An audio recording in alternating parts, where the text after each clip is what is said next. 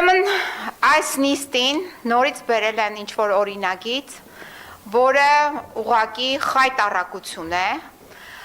խաբում են ձեզ երևանցիներին և ընդհանուր առմամբ Հայաստանի Հանրապետության բնակիչներին, որ ուզում են իբրև թե բարեփոխում անել, արտոնություններ տրամադրել, ովքեր գեներացնում են, արտադրում են աղբ այդ մարդկանց համար։ Ուրեմն տեսեք, ամբողջ գաղափարը աղբի հետ կապված, դա պետք է տրամաբանության մեջ լինի, որ աղբի արտադրություն առկա է Երևան քաղաքում։ Հսկայածավալ աղբ է արտադրվում, հետևաբար այդ աղբը պետք է մշակվի, պետք է այդտեղից սկսեին աղբահանության խնդիրը լուծել, այլ ոչ թե բարձրացնեին աղբահանության վարձը, այն էլ անտրամաբանական ձևաչափով հաշվարկելով քառակուսի մետրը սեփականատերերի կամ, չգիտեմ, տարածքի, որտեղ ապրում են այդ բնակիչները, անտրամաբանական, բացարձակ, այսինքն խոսում ենք անգրագիտության մասին, մարդիկ մնացել են, այո, նույն դասարանում, տգետ են, անգրագետ են, դպրոց չեն գնացել, համալսարաններ չեն հաճախել, ակնհայտ է սա։ Հիմա տեսեք, եթե մենք չենք լուծում աղբի հետ կապված մշակման հարցը, իսկ մենք դա չենք լուծել տարիներ շարունակ, երկու հսկայածավալ աղբավայր գոյություն ունի Երևանում, որոնք ուղղակի թունավոր հանքավայրեր են, մեկը Նուբարաշենը, մյուսը Աչափնյակ համայնքում գտնվող աղբավայրերը։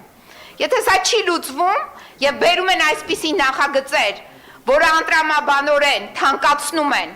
աղբի հետ կապված գումարը, աղբահանության հետ կապված գումարը, սա խոսում է այն մասին, որ ոչ միայն տգետ են, անգրագետ են,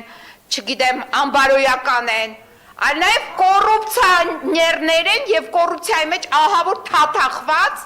գաստրոլորներ են, որ 7 տարի է պտտվում են Հայաստանի Հանրապետությունով եւ Արցախով, հանձնեցին Արցախը, հիմա եկել են Երևան քաղաքն են ապահանում, ձեր եք կտրիել Տիկին Փոստանջան, Տիկին Փոստանջան, Տիկին Վարդանյան, խնդրում եմ գտնվող գազամներին։ Մի հատ խնդրում եմ կոռեկտ խոսեք, մի հատ կոռեկտ խոսեք, Տիկին Փոստանջան, Ես իմ ամեն տակ ունեմ հիմնավորում։ Խնդրում եմ դուք կոռեկտ արտահայտվեք, Ես կոռեկտ եմ արտահայտվում։ մի հատ մի գոռացեք ինձ վրա, մի հատ հանգստացեք։ Խնդրում եմ տեղից չարձագանքել, շարունակեք։ Դահլիճի կարգավորում։ Կոռեկտ խոսեք ու առանց վիրավորանքների, այլապես հակառակ պատասխանը կստանաք, ես նայ ձեր համար եմ ասում։ Շարունակեք ձեր, դե ուրեմն շարունակեք ձեր ելույթը առանց վիրավորանքների, շարունակեք։ Դուք եք տոնը իջացրեք։ Որ դուք լսեք տոնս իմ շատ ցածր է, միջև դուք չեք Ես շատ լսում։ լավ լսում եմ։ Դե շարունակեք ձեր։ Հա, դե հիմա ժամանակը հետ կվերականգնեք։ Ուրեմն տեսեք, այս մարդիկ իրենց գաստրոլներով հանձնեցին Արցախը, հայաթափեցին Արցախը, հիմա այս գաստրոլորները ուղղակի մտել են, որովհետև անպատժելի են մնացել միջև հիմա։ Այդ որ գոռում էր, բղավում էր այս գաստրոլորներից մեկը իրենց որպես ворց հրճակած, որ ասում էր վնգստում են, չգիտեմ ինչ են անում, հիմա եկել են ստեղ են վնգստում, ասեցի ձենդ կտրի, ասեցի Տիկին Փոստանջան, ուրեմն այս գաստրոլորները եկել են մտել են երևանցիների գրպանը տարբեր միջոցներով, գույքահարկի բարձրացում, հանրային տրանսպորտի գումարի բարձրացում, աղբահանության բարձրացում, այսինքն սրանք ուղղակի այդ կոռուպցիա, թալան եւ այլն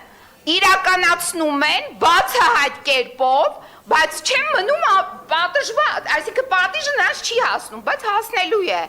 Ուրեմն դուք այդ ձեր թայֆեքի մեջ ունեք երկու տիկին, մեկը